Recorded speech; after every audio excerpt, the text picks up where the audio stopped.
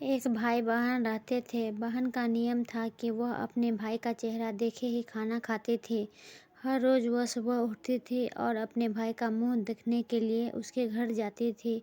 एक दिन रास्ते में एक पीपल के नीचे गणेश जी की मूर्ति रखी थी। उसने भगवान के सामने हाथ जोड़कर कहा कि मेरे जैसा अमर सुहाग सबको दीजिए। यह कहकर वह आगे बढ़ जाती थी। जंगल के झाड़ियों के कांटे उसके पैरों में चुभा कर जाते थे।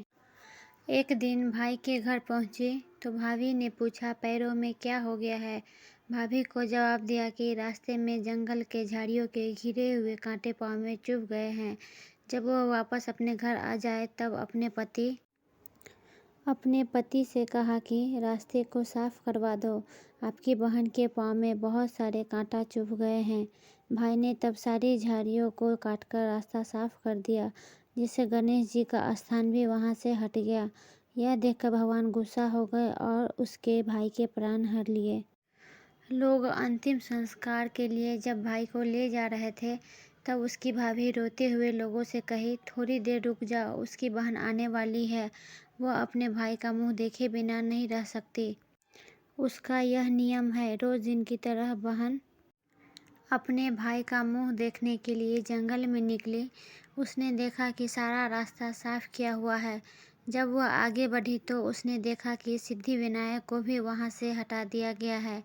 जब उसने जाने से पहले गणेश जी को एक अच्छे स्थान पर रखकर उन्हें स्थान दिया और हाथ जोड़कर बोली, भगवान मेरे जैसा अमर सुहाग और मेरे जैसा अमर पीहर सबको दे।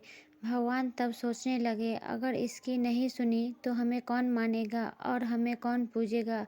तब सिद्धिविनायक ने उसे आवाज़ दी, बेटी इस 7 पत्तियां लेकर जा और उसे कच्चे दूध में घोलकर भाई के ऊपर छींटा मार देना, वह उठकर बैठ जाएगा। यह सुनकर जब बहन पीछे मुड़ी तो वहाँ कोई नहीं था। फिर वह यह सोचने लगी कि ठीक है, जैसा सुना वैसा कर लेती हूँ। फिर वह 7 पत्तियाँ लेकर अपने भाई के घर पहुँची। उसने देखा कि कई लोग बैठे हुए हैं। भाभी बैठी रो रही है और भाई की लाश रखी है।